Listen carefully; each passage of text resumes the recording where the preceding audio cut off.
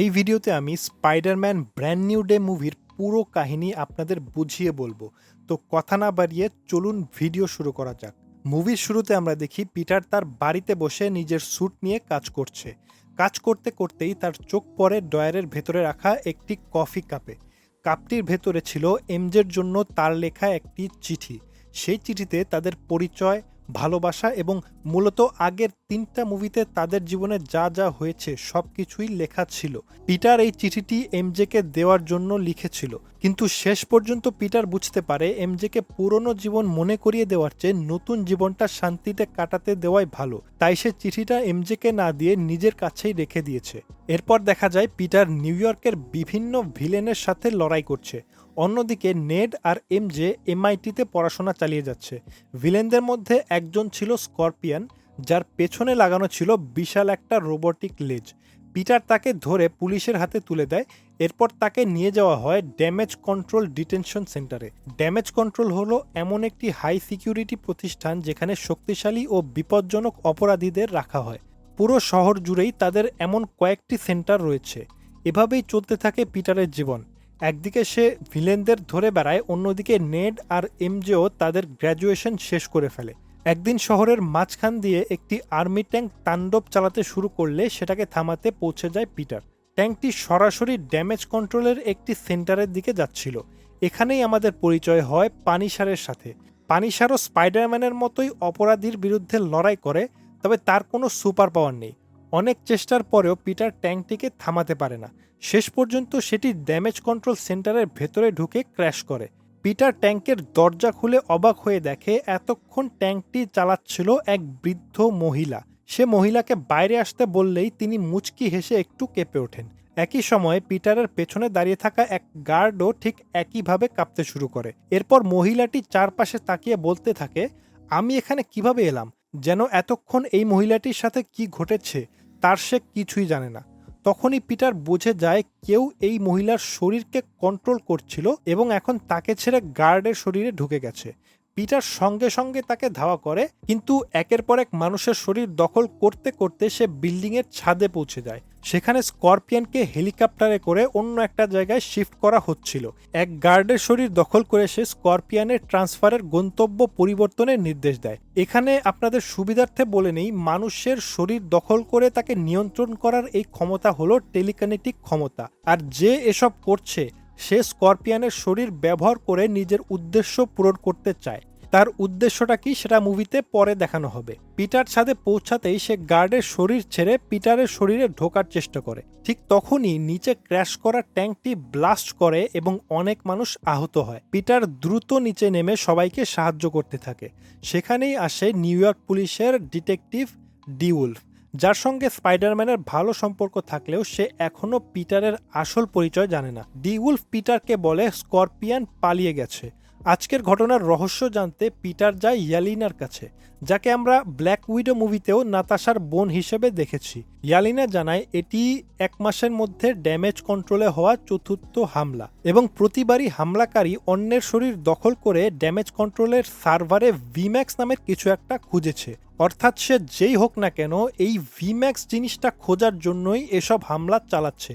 তাই পিটার সিদ্ধান্ত নেয় সরাসরি ড্যামেজ কন্ট্রোল থেকেই ভিম্যাক্স সম্পর্কে জানবে। পরদিন সে ড্যামেজ কন্ট্রোলের ডিরেক্টর বিলের সাথে দেখা করে, কিন্তু বিল দাবি করে ভিম্যাক্স সম্পর্কে সে কিছুই জানে না। এরপর পিটার ফেস রেকগনিশনের মাধ্যমে স্করপিয়নকে খুঁজতে গিয়ে তার বন্ধু নেডকে দেখতে পায়। তাকে অনুসরণ করে সে একটি ফ্ল্যাটে পৌঁছে যায় যেখানে হাউস পার্টি চলছিল। এই ফ্ল্যাটে আসলে নেড আর এমজে থাকে। পার্টিতে পিটার এমজেকে অন্য এক ছেলের সাথে দেখে, যে হচ্ছে এমজের বয়ফ্রেন্ড। দৃশ্যটি পিটারকে ভীষণ কষ্ট দেয়। সে বাড়ি ফিরে আসতেই হঠাৎ তার কবজিতে প্রচণ্ড ব্যথা শুরু হয়, চোখ ঝাপসা হয়ে আসে আর শেষ পর্যন্ত সে অজ্ঞান হয়ে মাটিতে লুটিয়ে পড়ে। পরদিন জ্ঞান ফিরতেই পিটার দেখে সে একটি উঁচু বিল্ডিংয়ের গায়ে মাকড়সার জালের মধ্যে আটকে আছে। কোনোভাবে সেখান থেকে বেরিয়ে বাড়ি ফিরে নিজের শরীর স্ক্যান করে সে জানতে পারে তার ডিএনএতে পরিবর্তন এসেছে। এর ফলে সে আগের চেয়েও আরও শক্তিশালী হয়ে গেছে আর এখন তার হাত থেকেই অর্গ্যানিকভাবে জাল বের হচ্ছে। কিন্তু এই পরিবর্তনের সাথে মানিয়ে নেওয়ার আগেই স্করপিয়নের খোঁজ পাওয়া যায়। সেখানে গিয়ে পিটার বুঝতে পারে এটা স্করপিয়নের শরীর হলেও তাকে নিয়ন্ত্রণ করছে সেই টেলিকাইনেটিক ব্যক্তি যে ড্যামেজ কন্ট্রোলে হামলা চালিয়েছিল। পিটার তাকে জালে আটকে ডি উলফের সাথে কথা বলার সময় আবারও মাথায় তীব্র ব্যথা অনুভব করে। সে বুঝতে পারে শরীরের এই নতুন পরিবর্তনের কারণেই এমনটা হচ্ছে। সমাধান খুঁজতে সে যায় ব্রুস ব্যানার অর্থাৎ হাল্কের কাছে, যিনি এখন একটি বিশ্ববিদ্যালয়ের শিক্ষকতা করছেন। ব্রুস তাকে নিজের ইনহিবিটর ব্রেসলেটের সমস্ত তথ্য দেন, যেটা তাকে হাল্কে পরিণত হওয়া থেকে আটকায়। সেই তথ্য ব্যবহার করে পিটারও নিজের জন্য একটি ইনহিবিটর বানানোর চেষ্টা করে, কিন্তু প্রথম প্রোটোটাইপ একদমই কাজ করে না। ঠিক তখনই টেলিকাইনেটিক ব্যক্তি আবার অন্য একজনের শরীর দখল করে পিটারের সামনে আসে। সে জানায় সে পিটারের আসল পরিচয় জানে, এমনকি সে এখন পিটারের ফ্ল্যাটে রয়েছে এবং পিটারের লেখা চিঠি পড়ে সে এমজের ব্যাপারেও সব জেনে গেছে এবং এমজেকে মেরে ফেলার হুমকিও দেয়। এটা বলেই সে একের পর এক মানুষের শরীর দখল করতে করতে এমজের ফ্ল্যাটের দিকে এগোতে থাকে। পিটারও দ্রুত সেখানে পৌঁছে এমজেকে জানায় তার জীবন বিপদে এবং তাকে নিজের সঙ্গে নিয়ে যায়। কিন্তু একটি ছাদে পৌঁছাতেই টেলিকাইনেটিক ব্যক্তি এমজির শরীরও দখল করে তাকে ছাদ থেকে লাফ দিতে বাধ্য করে। পিটার সময় মতো তাকে বাঁচিয়ে ফেলে। তখন রাস্তার পাশে একটি গাড়ি থেকে নেমে একজন লোক পিটারকে সতর্ক করে বলে আবার বাধা দিলে সে এমজেকে ছাড়বে না। পিটার বুঝতে পারে এই লোকটিকেও কন্ট্রোল করা হচ্ছে। এরপর আমাদের দেখানো হয় যে এই লোককে কন্ট্রোল করছে সে গাড়ির ভেতরেই বসে আছে এবং তার নাম হলো জিন গ্রে। এতক্ষণ ধরে অন্যদের শরীর দখল করে সমস্ত হামলার পেছনে এই জিন গ্রেই ছিল। গাড়ি চলে যাওয়ার সময় পিটারের স্যুটে থাকা ক্যামেরা জিনের ছবি তুলে নেয় আর পুলিশ ডেটাবেস সার্চ করে পিটার তার পরিচয় জেনে যায়। এমজেকে নিরাপদে রাখতে সে তাকে পানিশারের বাড়িতে নিয়ে যায়। সেখানে সে অবশেষে সফলভাবে ইনহিবিটর তৈরি করতে সক্ষম হয়। ইনহিবিটরটা গায়ে লাগানোর পরে পিটার অনেকটাই স্বাভাবিক হয়ে যায়, অর্থাৎ তার শরীরে যে ডিএনএ পরিবর্তন এসেছিল সেটা আবার আগের মতো হয়ে যায়। এই ইনহিবিটরটি ইউনিভার্সাল হওয়ায় এটা যদি জিনের গায়ে লাগানো হয় তাহলে তারও পাওয়ার চলে যাবে। পরদিন সকালে সে এমজের জন্য লেখা চিঠিটি হাতে নিয়ে বসেছিল আর তখনই খবর আসে জিন এবার ড্যামেজ কন্ট্রোলের হেডকোয়ার্টারে হামলা চালিয়েছে। পিটার তাড়াহুড়োর মধ্যে চিঠিটা সেখানেই রেখে ড্যামেজ কন্ট্রোলের হেডকোয়ার্টারে চলে যায়। সে সেখানে গিয়ে দেখে জিন বসে আছে এবং সে হাল্ককে নিয়ন্ত্রণ করছে।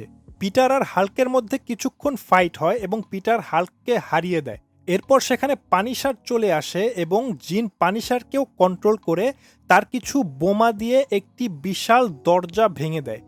জিন মনে করে সে যেই ভিম্যাক্স খুঁজছে সেটা হয়তো এই দরজার পেছনেই আছে, কিন্তু দরজা ভাঙার পর দেখা যায় সেখানে লুকিয়ে ছিল ড্যামেজ কন্ট্রোলের ডিরেক্টর বিল ও তার কয়েকজন সৈনিক। জিন তখনও পানিশারকে নিয়ন্ত্রণ করছিল। সে কিছু করার আগেই পিটার পেছন থেকে এসে তার কাঁধে ইনহিবিটর বসিয়ে দেয়। সঙ্গে সঙ্গেই জিন তার সব ক্ষমতা হারিয়ে ফেলে আর বিল তাকে অজ্ঞান করার ডার্ট মারে। জিন সাথে সাথেই অজ্ঞান হয়ে যায়, কিন্তু অজ্ঞান হওয়ার আগে জিন শুধু একটা শব্দ বলে যায়, সারা। পরে পিটার বিলকে সারা সম্পর্কে জিজ্ঞেস করলে বিল জানায় সারা তার পরিচিত একজন। দরজা ভাঙার পর জিন কিছুক্ষণ আমার মাথায় ঢুকেছিল, তাই সম্ভবত সেখান থেকেই সে সারা নামটি জেনেছে। এরপর পিটার পানিশারের বাড়িতে ফিরে এমজেকে তার ফ্ল্যাটে পৌঁছে দিতে যায়। সেখানে গিয়ে সে দেখে এমজে পিটারের লেখা চিঠিটি পড়ে ফেলেছে এবং তাদের অতীতের সবকিছু জেনে গেছে। পিটার মুখোশ খুলে তার সঙ্গে কথা বললে এমজে বলে তুমি যাকে ভালোবেসেছিলে সে আমি নই, তোমার ব্যাপারে আমার কিছুই মনে নেই। পিটার কষ্ট হলেও সত্যিটা মেনে নেয়। এরপর এমজেকে তার ফ্ল্যাটে পৌঁছে দিয়ে নেডের সঙ্গে কিছুক্ষণ স্বাভাবিক সময় কাটায়। কথার মাঝে মাঝে এমজে জানায় জিন তাকে নিয়ন্ত্রণ করার সময় কি ঘটেছিল তার কিছুই সেটা মনে নেই। কথাটা শুনে পিটার হঠাৎ চমকে যায়, কারণ বিল তো বলেছিল জিন তার মাথায় ঢুকেছিল। যদি নিয়ন্ত্রণের সময় কারো কিছু মনে নাই থাকে তাহলে বিলের সেটা কিভাবে মনে আছে?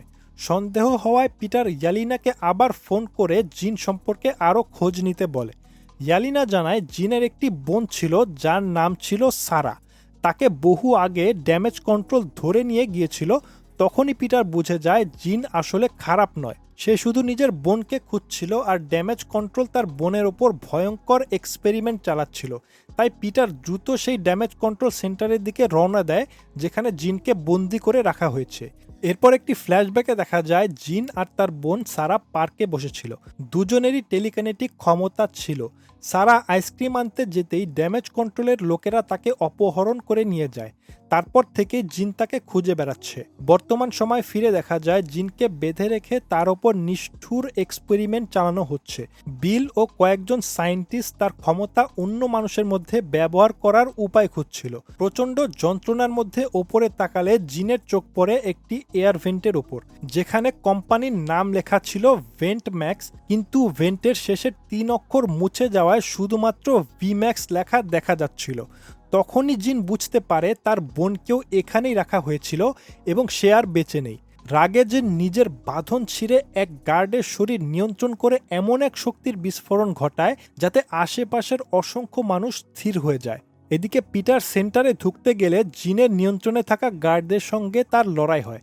সব বাধা পেরিয়ে সে জিনের সামনে পৌঁছে তাকে বোঝায় যে প্রতিশোধ নিলে কিছুই বদলাবে না। অনেক বুঝিয়ে শেষ পর্যন্ত জিন সবাইকে ছেড়ে দিতে রাজি হয়, কিন্তু সেই মুহূর্তেই দূর থেকে পানিশার তাকে লক্ষ্য করে গুলি চালায়। পিটার জিনকে সরিয়ে দিয়ে নিজের ওপরে গুলিটি নিয়ে নেয়। মাটিতে পড়ে যাওয়ার আগে সে জিনকে পালিয়ে যেতে বলে। এরপর পানিশার তাকে হাসপাতালে নিয়ে যায় আর পরদিন পিটারের জ্ঞান ফিরে আসে। এরপর আমরা দেখি জিন কোথাও লুকিয়ে আছে। আর আপনাদের বলে রাখি, জিন আসলে একজন মিউটেন্ট, অর্থাৎ এই মুভির মাধ্যমেই মার্ভেল ইউনিভার্সে মিউটেন্টদের আনুষ্ঠানিক যাত্রা শুরু হলো। মুভির মিড ক্রেডিট সিনে দেখা যায় পিটার আবার সেই রেস্টুরেন্টে গিয়ে নেডের সঙ্গে দেখা করে। হাত মেলানোর সময় দুজনেই অজান্তেই তাদের পুরনো সিক্রেট হ্যান্ডশেক করে ফেলে। আর তখনই নেড অবাক হয়ে বলে ওঠে, পিটার। আর এখানেই শেষ হয়ে যায় মুভিটি। ভিডিওটি ভালো লাগলে অবশ্যই সিনে কথা চ্যানেলটিতে সাবস্ক্রাইব করুন আর পরের ভিডিওর জন্য অপেক্ষা করুন।